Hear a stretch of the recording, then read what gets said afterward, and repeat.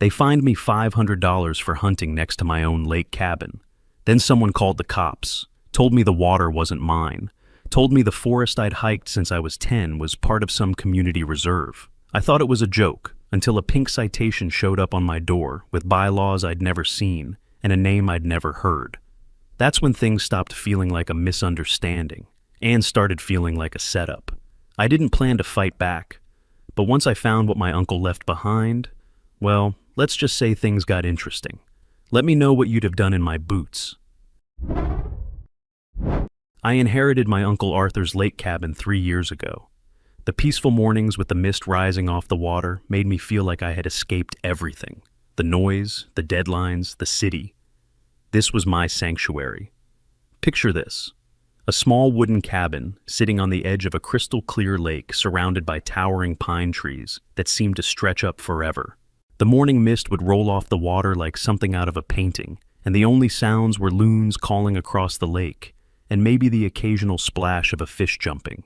The weekends spent here were sacred. The cabin passed down from Uncle Arthur held memories of my youth. My grandfather's stories, the fishing trips, the simple joy of silence. This land wasn't just property, it was family history and peace in its purest form. I'm a professional hunter, so this wasn't just a vacation spot for me. This was paradise.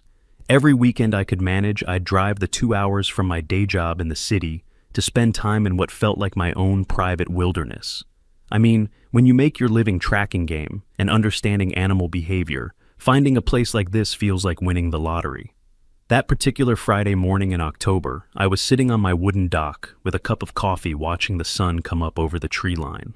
The air was crisp, perfect hunting weather, and I could already see deer tracks along the muddy shoreline. I'd been planning this hunting trip for weeks, and everything felt right. My rifle was cleaned and ready, my permits were all current, and I had the whole weekend ahead of me. I remember thinking how lucky I was to have this place, this perfect slice of nature, but something told me that peace wouldn't last forever. The world had a way of intruding, and I could feel it creeping closer.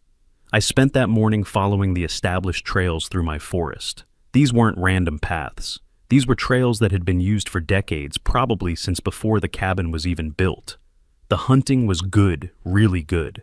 I managed to track a decent-sized buck through the thick underbrush, and by noon, I had what I needed. It felt like the kind of successful hunt that reminds you why you love being outdoors in the first place. The forest was quiet except for the sound of my boots on the fallen leaves, and I felt that deep satisfaction that comes from doing something you're genuinely good at. I wasn't bothering anyone, wasn't making excessive noise, just enjoying my own property the way it was meant to be enjoyed. As a professional hunter, I know the importance of respecting the land and the animals, and this felt like the perfect balance between my passion and my responsibility. The ancient trees seemed to approve of my presence, their branches swaying gently in the autumn breeze. Every step I took felt natural, like I belonged here in this wilderness that my family had protected for generations. As I walked back to the cabin, a strange feeling gnawed at me. Then I saw it. A bright pink piece of paper fluttering in the wind taped to my door. My heart sank. No one in their right mind would leave something like that for no reason. The paper was fluttering in the breeze, and from 20 feet away, I could tell someone had used Comic Sans font for whatever message they wanted to leave me. I pulled the paper off my door and read it, and I swear I had to read it 3 times before it sank in. Use of firearms disturbs community peace. Stop immediately. Signed HOA Lakeside Vistas. I stood there staring at this thing, wondering if someone was playing a practical joke on me.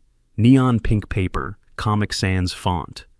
Was this supposed to be official? I mean, seriously, who uses Comic Sans for legal documents? It looked like something a kid would make for a school project. The absurdity of it almost made me laugh, but something about the authoritative tone made my stomach twist with unease. While I was cleaning my hunting gear later that afternoon, I decided to poke around in some of the old storage boxes my uncle had left behind. Most of it was the usual stuff you'd expect. Old fishing magazines, rusty tackle boxes, receipts for property taxes going back years.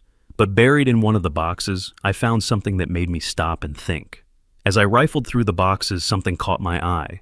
A letter from Uncle Arthur. It was old, yellowed, and signed in his unmistakable handwriting. One line stood out. Never let them control this lake. At the time, I figured it was just my uncle being stubborn about something. Arthur was always a bit of a loner, and I thought maybe he'd had some dispute with the neighbors about fishing rights or boat access. I didn't grasp the significance of that letter, not yet anyway.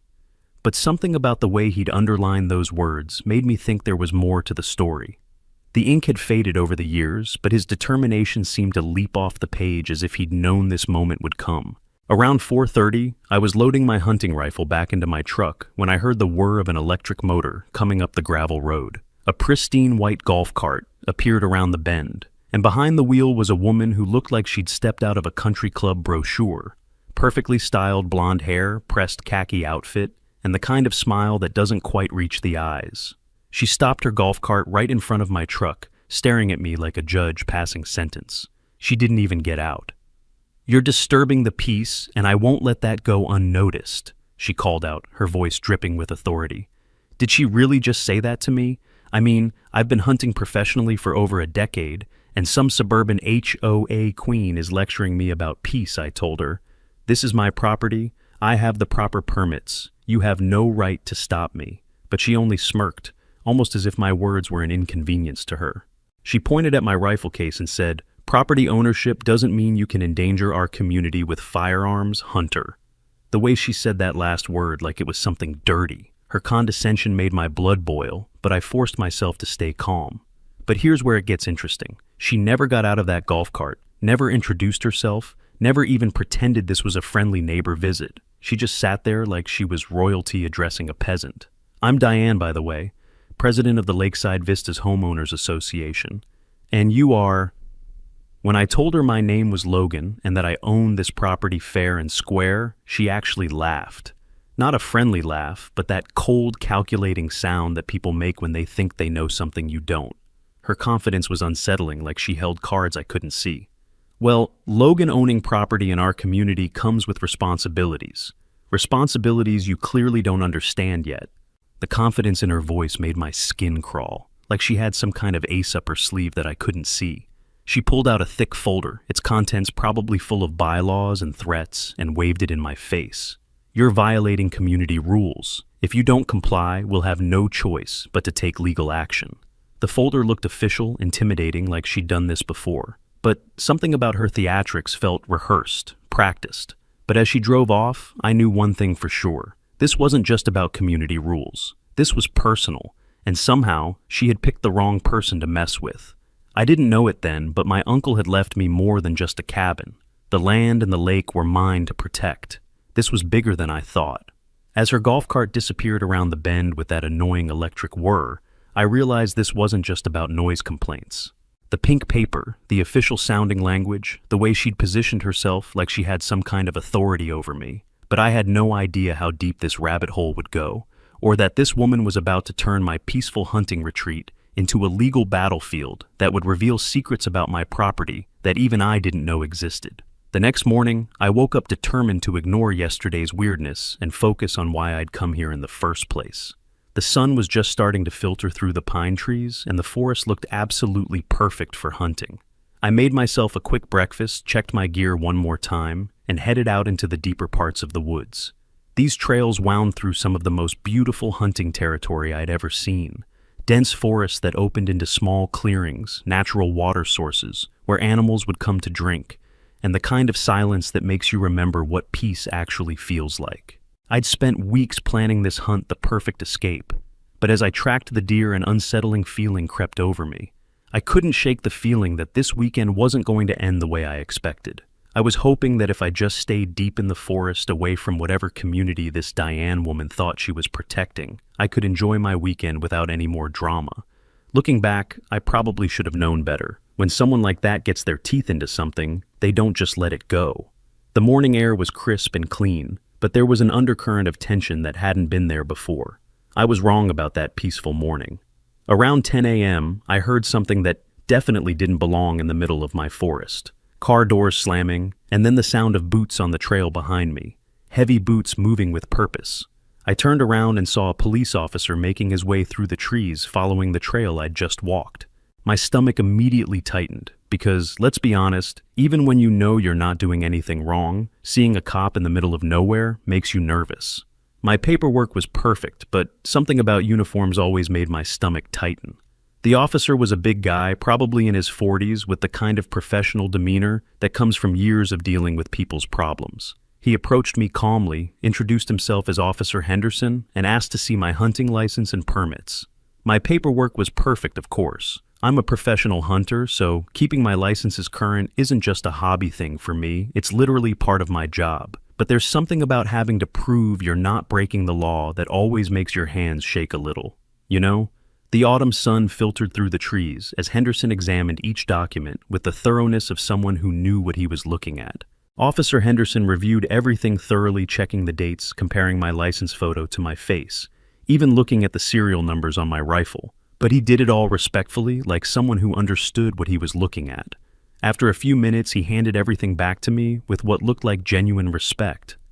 "You're the professional hunter who bought Arthur's old place," he said, and his voice carried warmth when he mentioned my uncle. "He used to tell me this was the best hunting land in the county. Said you city folks wouldn't understand what real hunting was about, but I can see you're not just some weekend warrior." His words carried the weight of genuine approval. That comment hit me in a way I wasn't expecting. Henderson knew my uncle respected what I did for a living, and actually seemed relieved that Arthur's land had gone to someone who understood its value. But then I noticed we weren't alone. Parked at the edge of the tree line, maybe 50 yards away, was that same white golf cart from yesterday.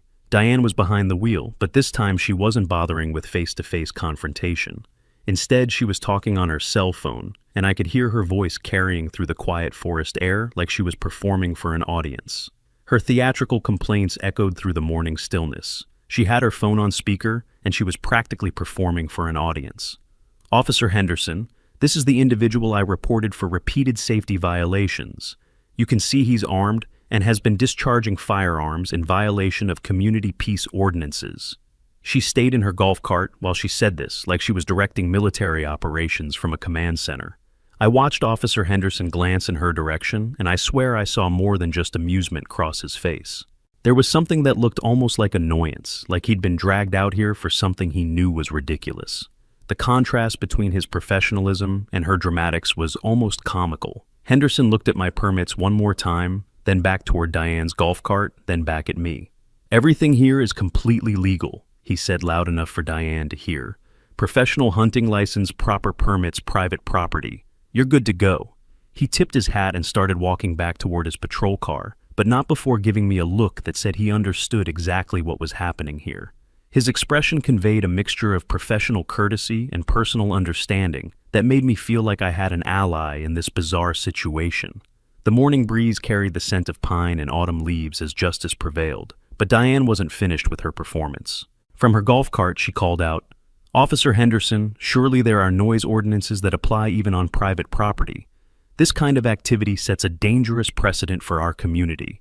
Henderson stopped walking and turned back toward her cart with the kind of patience that suggested he'd dealt with difficult people before. "Ma'am, hunting on private property with proper permits is completely legal. There are no violations here." His tone was professional but firm, like he was explaining something to a child who kept asking the same question. The authority in his voice left no room for argument. Just as Henderson was about to disappear through the trees, Diane finally abandoned her golf cart and marched over on foot. Her perfectly styled hair was starting to come loose from the humidity, and her pressed khaki outfit was getting wrinkled from the walk through the underbrush. "Enjoy your little victory," she said, her voice tight with frustration. "The HOA board has tools you haven't seen yet. We've dealt with difficult property owners before, and we know how to protect our community values." The way she said it with her fists clenched at her sides and her face flushed red made it clear this wasn't just about community safety anymore. Her mask of civility was beginning to slip. But what really got to me was what she said next. "You hunters think you can just do whatever you want because you have some papers from the state. But this community was built on certain principles, and we don't intend to let outsiders change the character of our neighborhood." There was something in the way she said outsiders that made my skin crawl. I mean, I owned property here just like everyone else, but somehow I was still an outsider. Her words carried undertones of prejudice that went deeper than simple neighborhood disputes. The venom in her voice suggested this was about more than hunting regulations. Maybe I was reading too much into it, but her whole attitude suggested that people like me, professional hunters who actually use the land for what it was meant for, didn't fit her vision of what the neighborhood should be. She pulled out her phone again and started typing furiously, muttering something about documenting everything and escalating this matter to the proper authorities. Walking back to my cabin that afternoon, I couldn't shake the feeling that something had shifted. Her words carried a different weight this time. Not just anger, but something calculated and planned. What exactly did she mean by tools, and why did I get the feeling that this was just the beginning of whatever game she was playing? I got back to my cabin around 3 that afternoon, thinking maybe Diane would back off after Henderson shut her down. I should have known better. When people like that taste blood in the water, they don't just swim away. They circle back with bigger teeth. A thick manila envelope was wedged into my doorframe like someone had tried to force it through the wood itself. The return address read, Lakeside Vista's HOA Legal Department, in fancy lettering that probably cost more than my monthly grocery budget. Inside was what looked like a legitimate legal document printed on letterhead that screamed expensive lawyer. I stared at the pink paper heart, pounding, not believing my eyes. Use of firearms disturbs community peace. This was a joke, right? My blood boiled. This wasn't a fine. It was a threat. Disturbing community peace with firearms was listed as a Class A violation, punishable by a $500 fine payable within 14 days to avoid further legal action. The whole thing was designed to intimidate with legal terminology that would probably scare most people into paying up without question. But here's where it gets really interesting. Within hours of finding that fake fine, I started getting forwarded emails from neighbors I'd never even met. The subject line was always the same: safety concern in our community. Diane had sent a scanned copy of the violation notice to every person on the HOA mailing list, painting me as a dangerous threat to the entire community, using nothing but lies and fake legal documents.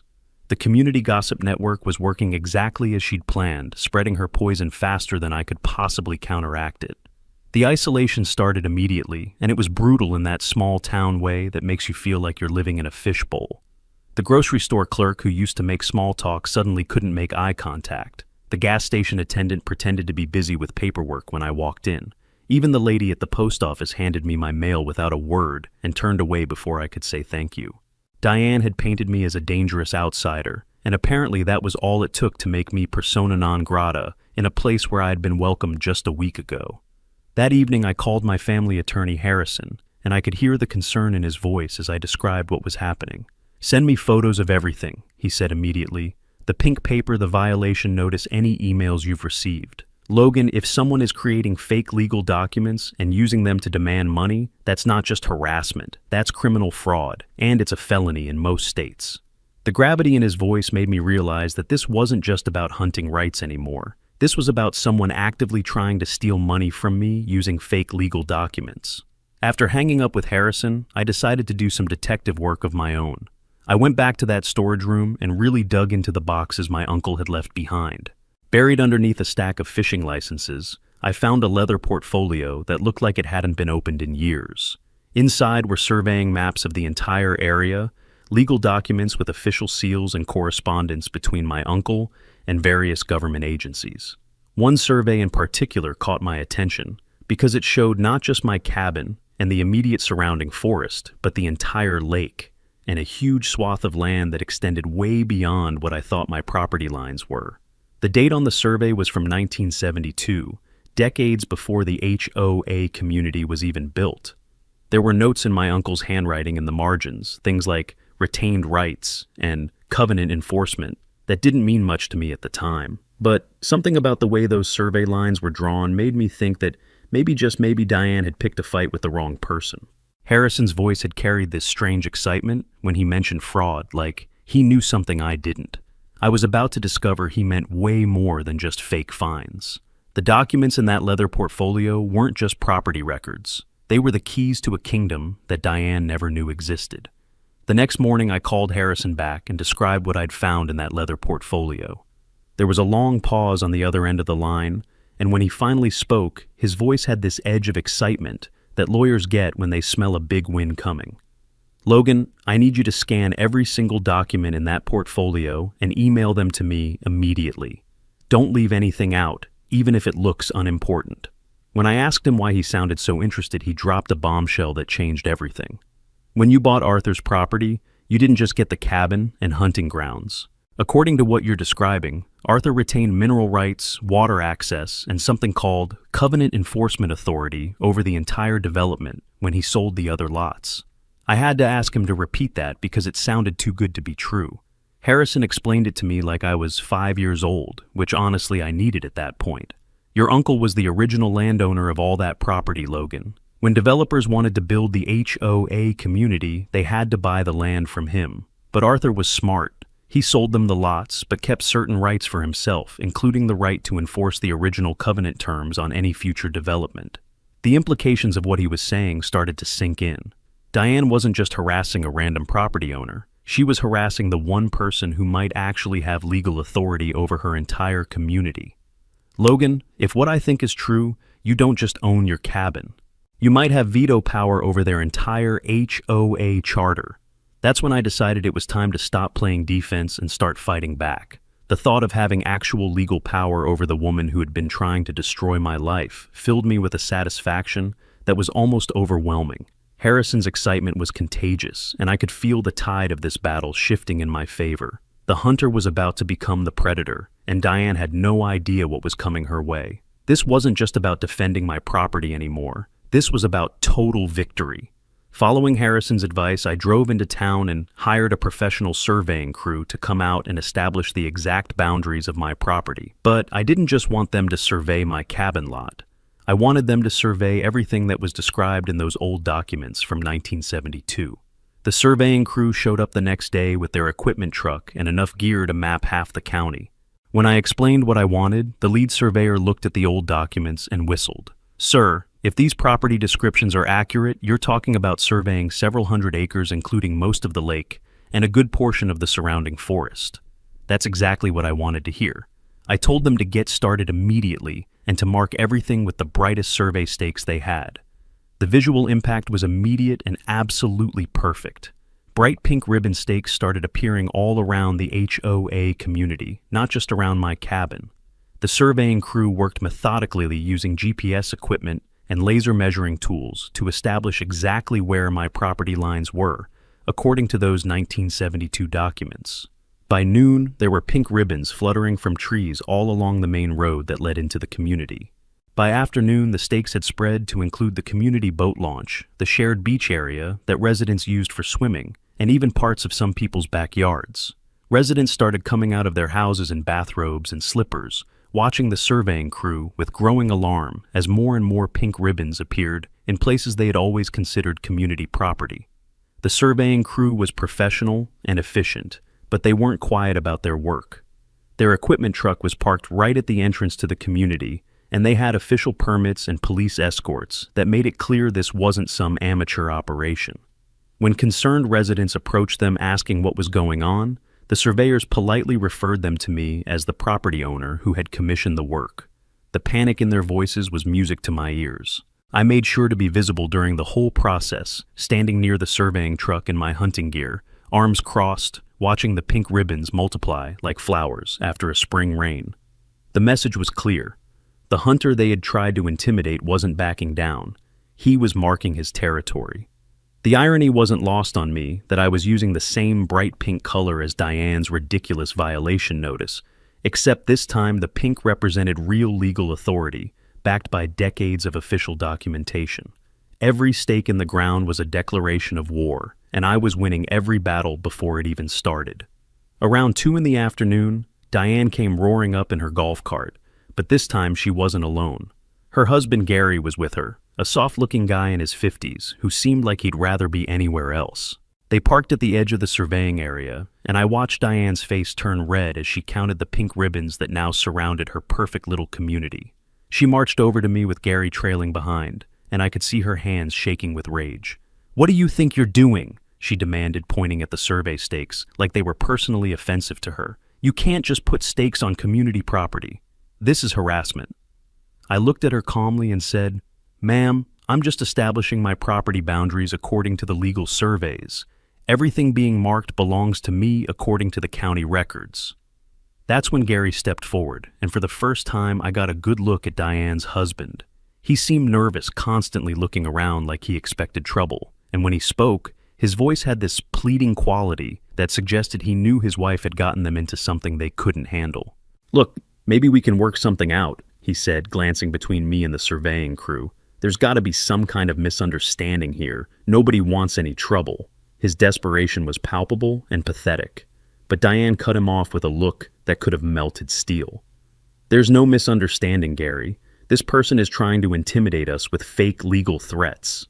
She pulled out her phone and started taking pictures of the survey stakes, muttering something about documenting harassment and calling our lawyer. What would you do with evidence like this? Document everything first or confront them immediately? I've dealt with similar property disputes before, but as a professional hunter dealing with anti-hunting harassment, this felt personal in a way that made my hands shake. Watching Diane document my survey stakes like they were evidence of a crime was almost funny, except I knew she was deadly serious about trying to destroy my reputation in this community. The surveying crew finished their work around 4 p.m., and as they packed up their equipment, the lead surveyor handed me a folder with official documentation of everything they'd measured.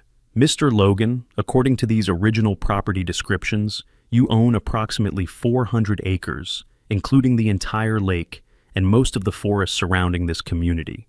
Walking back to my cabin that evening, surrounded by pink ribbons that marked the boundaries of my kingdom, I felt like I was holding dynamite while Diane was still playing with firecrackers, but I couldn't shake the feeling that cornered predators are most dangerous when they have nothing left to lose.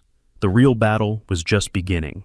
3 days after the surveying crew finished their work, I got an email that made my stomach drop. The subject line read, "Emergency Community Safety Meeting," and it was signed by Diane as HOA president. "All residents are strongly encouraged to attend this urgent meeting regarding recent safety violations and property disputes that threaten our community values." The meeting was scheduled for 7 p.m. at the community center, and something about the formal language told me this wasn't going to be a friendly discussion. I mean, when someone uses phrases like strongly encouraged and community values, you know they're planning something, but honestly, after everything that had happened, I was curious to see what kind of show Diane was going to put on. The room fell deathly silent when I walked in. 30 pairs of eyes all fixed on me like I was a criminal. Diane's supporters crowded the front, and I was about to face an uphill battle that I wasn't sure I could win. She'd arranged the seating so that all her supporters were sitting in the front rows, creating this wall of hostile faces that I'd have to walk past to find a seat. The whole setup felt like walking into a courtroom where the verdict had already been decided. Diane was standing at the front of the room, behind a podium shuffling through papers like she was preparing to deliver some kind of prosecutor's closing argument. Diane's voice dripped with feigned concern as she launched into a tirade turning the entire room against me. "Some people just can't respect the harmony we've worked so hard for," she said, her eyes flashing toward me. The room murmured in agreement. Property inheritance comes with community responsibilities. She began, her voice carrying that perfect blend of authority and concern that politicians use when they want to sound reasonable while saying unreasonable things. Some individuals believe personal desires supersede neighborhood harmony, but we must remember that our community was built on shared values and mutual respect. She never mentioned my name directly, which was smart, but every few sentences she'd gesture in my direction. But here's where things got really interesting. Diane unveiled a petition that she claimed had been signed by 18 residents requesting that the town council establish public easement rights for what she called historically significant lake access. She held up this thick folder of papers and announced that the petition had already been submitted to the town planning committee with a hearing scheduled for next month. "We're asking municipal authorities to intervene when private property rights conflict with established community access patterns," she said. And the way she phrased it made it sound like I was some kind of selfish monster trying to steal the lake from poor defenseless families. I felt genuine pressure for the first time since this whole thing started. I stood up slowly, my voice steady as I met Diane's glare. "Before you make your accusations, let's verify the property lines, shall we?" The silence that followed was thick, and I knew I had their attention. I kept my voice calm and reasonable as I continued. "Before any municipal petitions move forward, shouldn't we verify the original property boundaries? Some of those old surveys from when Arthur sold the development lots might be relevant here." The room erupted in whispers, some residents clearly rattled by the mention of the original property rights. Diane's confident smile faltered as people started questioning her claims. I saw doubt begin to creep into their faces. An elderly resident in the front row, a guy who looked like he'd been around since the community was first built, suddenly perked up and said, "Wait, Arthur, that's the gentleman who sold us our lots decades ago. Didn't he keep certain rights as the original landowner?" That single question cracked Diane's composure like a hammer hitting glass. Her perfectly rehearsed presentation stumbled to a halt, and for the first time since I'd met her, she looked genuinely rattled. "That's irrelevant ancient history," she said quickly, but her voice had lost that confident authority she'd been projecting all evening. "We're dealing with current community safety issues, not old paperwork from decades ago." But the damage was done. Other residents started murmuring among themselves, and I could see doubt creeping into faces that had been completely hostile just minutes before. Someone in the middle of the room called out, "What kind of rights did Arthur keep?" And another voice added, "Are we sure about the property boundaries we've been assuming all these years?" Diane tried to regain control of the meeting, but you could tell she was improvising now, instead of following her prepared script. "The petition has been submitted, and the legal process is already in motion," she announced, her voice getting sharper and more defensive. "Municipal authorities will determine the proper resolution of this dispute based on current zoning laws and community needs. Not on outdated documents that may not even be legally valid anymore," she continued. But even as she said it, I could see people exchanging glances and whispered conversations that suggested her certainty wasn't as contagious as it had been at the beginning of the meeting. The elderly resident who'd asked about Arthur was still frowning, like he was trying to remember something important that was just out of reach. The atmosphere in the room had shifted from unified hostility to uncertain confusion, and I could tell that Diane was losing control of the narrative she'd worked so hard to create. Her supporters were still with her, but the uncommitted residents were starting to ask uncomfortable questions. As I left the meeting, Diane's eyes followed me, filled with a venom I hadn't seen before. "This isn't over," she hissed. And for the first time, I wondered if I had truly just won, or if this was only the beginning. Walking out of that community center, I felt like I was balancing on a tightrope between victory and disaster. On one hand, mentioning Arthur's name had clearly shaken Diane's confidence and planted seeds of doubt in the minds of people who'd been ready to lynch me an hour earlier. On the other hand, she'd managed to escalate this dispute to the government level, which meant I was about to face legal battles that could drag on for months and cost thousands of dollars, even if I ultimately won. The next morning, I woke up with a decision that felt like stepping off a cliff. I was done playing defense, done letting Diane control the narrative, and done pretending this was just a neighborhood dispute about hunting noise. It was time to show everyone exactly what they were dealing with. What Diane never suspected was this. When I bought my hunting cabin from Arthur's estate, I didn't just get the cabin and lake. According to the original covenant that Harrison had spent all night reviewing, I own the land underneath her entire Lakeside Vistas development, including veto power over their HOA charter. Arthur had been smarter than anyone realized when he sold those lots decades ago, and now his nephew was about to collect on a debt that nobody knew existed. I called the same surveying company that had done the boundary work, but this time I had a very different request. "I want you to mark every single property line I own according to the original 1972 covenant," I told them. "Not just around my cabin, but around the entire community perimeter. Use the brightest stakes you have, and make sure every single boundary marker is visible from the main road." The lead surveyor sounded concerned when he realized the scope of what I was asking for. "Sir, that's going to require a full crew working for 2 days, and the visual impact is going to be significant. Are you sure you want that kind of attention?" I told him that significant visual impact was exactly what I was paying for. By morning, every inch of land I legally owned, path, shoreline, even the HOA's prized garden entrance, was staked off with bright pink ribbon. It wasn't decoration, it was a declaration. A silent, screaming message. "You've crossed into my territory." The surveying crew had arrived at dawn with their equipment truck, followed by a second truck, loaded with hundreds of bright pink ribbon stakes. These weren't the subtle boundary markers you usually see for property surveys. These were industrial strength stakes with ribbons that looked like they could be seen from space. The crew worked systematically, starting at the main entrance to the community and working their way around the entire perimeter according to the property lines described in Arthur's original covenant. Some neighbors peeked through curtains. Others came outside staring at the lines crisscrossing their sidewalks and yards. Whispers turned into arguments. I'd stirred something, and not everyone liked what they saw. The surveying crew had official permits and a police escort, which made it clear that this wasn't some kind of vigilante operation. When concerned residents approached the surveyors asking what was happening, they were politely directed to contact me as the property owner who had commissioned the work.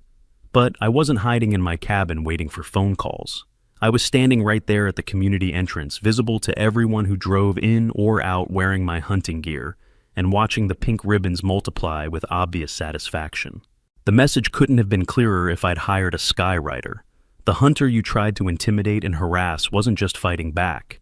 He was marking his territory, and his territory included everything you thought belonged to your community. The irony wasn't lost on me that I was using the same bright pink color as Diane's ridiculous violation notice, except this time the pink represented real legal authority, backed by decades of official documentation. Every stake in the ground was a declaration of war, and I was winning every battle before it even started. The visual transformation was absolutely stunning.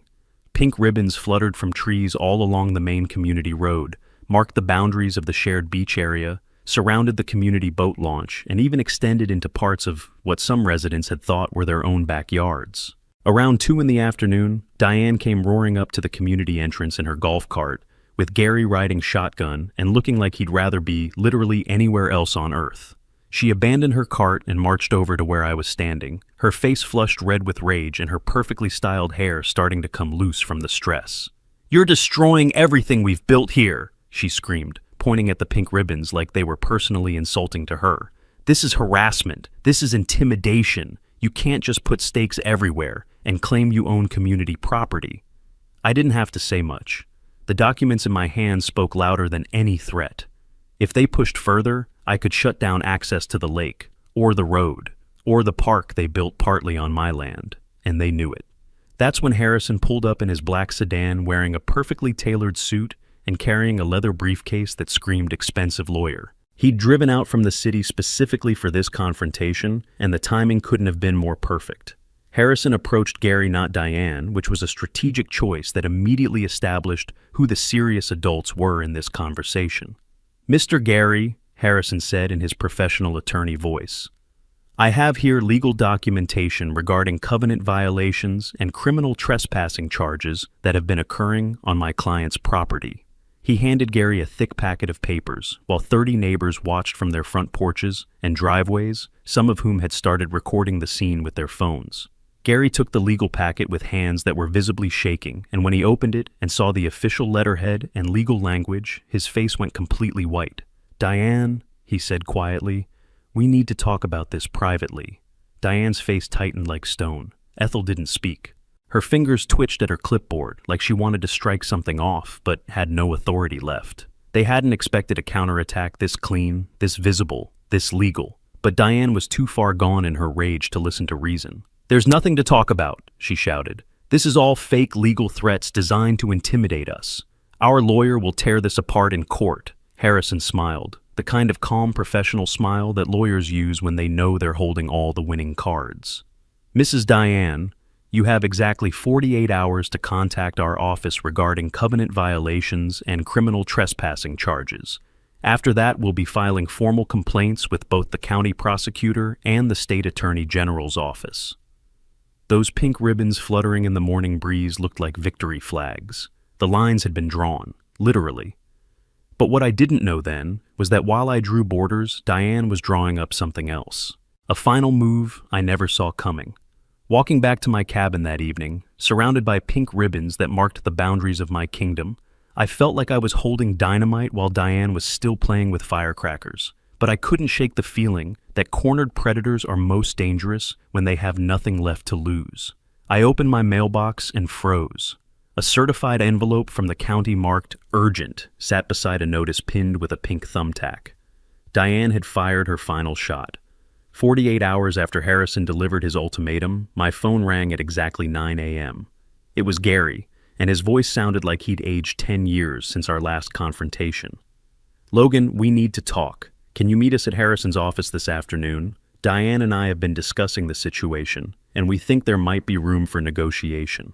The defeat in his voice was unmistakable, and I could hear Diane in the background, making sharp comments that Gary was clearly trying to ignore. Harrison's law office was one of those places that screams expensive legal power from the moment you walk in.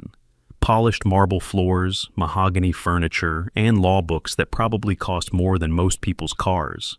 Diane sat across the table flanked by a junior lawyer who wouldn't meet my eyes. I kept my hands folded, the surveyor's report in full view. Every shuffle of paper echoed like a gavel. Gary looked like a man who had been beaten down by weeks of stress and sleepless nights, slumped in his chair with his shoulders hunched like he was trying to disappear. Diane sat rigidly upright, but there was something different about her eyes. Fear, real genuine fear. Harrison methodically laid out the evidence like a prosecutor presenting a murder case. Original survey documents from 1972 that established Arthur's ownership of the entire lake and surrounding forest. Copies of the covenant agreement that gave Arthur, and by extension me, veto power over any homeowners association formed on the property. Screenshots of Diane's email campaign that included fraudulent legal documents designed to extort money from me. Each piece of evidence slid across the polished conference table with quiet authority, and I watched Gary's face get paler with every document. Diane tried to maintain her defiant expression, but even she couldn't hide her growing realization that they were completely outgunned. The nuclear option came last, and Harrison delivered it with the calm precision of a surgeon making a critical incision. Article 7 of Arthur's original covenant grants the current owner of the primary lot, that's Logan, absolute authority to dissolve any homeowners association formed on covenant lands with written notice to the county clerk.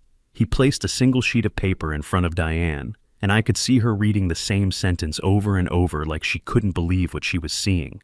This means Logan can legally dissolve your entire HOA with his signature on this document. The color drained from Diane's face so fast, I thought she might actually faint right there in the conference room. Gary was the first to break, and when he did, it was like watching a dam collapse. "We'll pay whatever you want," he said, his voice barely above a whisper. "Property damage, legal fees, whatever compensation you think is fair. Just please don't destroy our community." Diane shot him a look that could have melted steel, but Gary was past caring about her disapproval. "Diane, we're beaten. This man owns our entire neighborhood, and we've been harassing him for weeks." Her voice was hoarse, her signature shaky. For someone who had once ruled with impunity, even her silence now felt like surrender. That's when Diane finally understood that her reign of terror was over. The settlement terms were harsh but fair, and Harrison read them aloud like a judge delivering a sentence. "Mrs. Diane will immediately resign from the HOA presidency and surrender all association records and authority. Mr. Gary will pay $2,000 for property damage and trespassing violations. An additional $500 fine will be paid under state harassment statutes for the fraudulent legal documents. A mandatory public apology will be published in the community newsletter, acknowledging that all actions taken against Logan were inappropriate and legally baseless." Diane's pen shook as she signed each document, and Gary's signature was barely legible through his trembling hands. As I walked out of the law office, I passed by Diane's BM. Someone had tied a pink ribbon to her antenna. I didn't stop walking. In the parking lot, I encountered Diane and Gary standing beside their car, looking lost and disoriented like refugees from their own lives. No words were exchanged, but the weight of their defeat hung in the afternoon air like smoke from a dying fire. Diane couldn't even make eye contact, and Gary just stared at the ground with the expression of a man who'd finally realized how badly his wife had miscalculated their position. Within 30 days, a for sale sign appeared in Diane's front yard. That settlement money funded the construction of a beautiful cedar dock extending deep into my lake, and every sunrise brings the same coffee ritual I'd established that first morning before this whole mess started. I sit on wooden planks that extend over water that legally belongs to me, watching mist rise from the surface while loons call across the lake that Diane had tried to claim as community property. Those professional survey stakes with pink ribbons remain planted throughout the neighborhood as daily reminders of property boundaries and legal authority. Diane didn't lose because I outsmarted her. She lost because she believed power was permanent. But up here by this lake, nothing is permanent. Not the silence, not the seasons, and certainly not control. Confronting that bully revealed aspects of myself I never knew existed. I'm still the same professional hunter who values quiet mornings and clean shots, but now I understand the difference between backing down from conflict and strategically choosing your battles. The next time someone attempts intimidation through fake authority, I'll remember this encounter and the lesson it taught me about the power of legal preparation and patient counterattack. Sometimes the quiet hunter possesses the most powerful ammunition, and mine happened to be a century-old covenant that transformed Diane's kingdom into her personal nightmare. Looking back, she provided an unexpected gift by forcing me to discover not just my true property rights, but the version of myself that never backs down when pushed beyond reasonable limits. And maybe that's what lingers most. Not the fines, not the pink ribbons, not even the courtroom stares. It's that flicker of clarity when you realize someone tried to erase your legacy with a clipboard and failed. I didn't raise my voice, I didn't bang on doors. I just opened some old files, drew some lines in the dirt, and watched the illusion crumble. Maybe the real lesson here is, silence doesn't mean surrender, it just means we're aiming. If you stuck with me till now, I'd love to hear how you would have handled it. Thanks for writing this one out with me. You've just experienced another crazy moment with QA Stories. Subscribe now and dive into even more chaos, laughs, and jaw-dropping tales.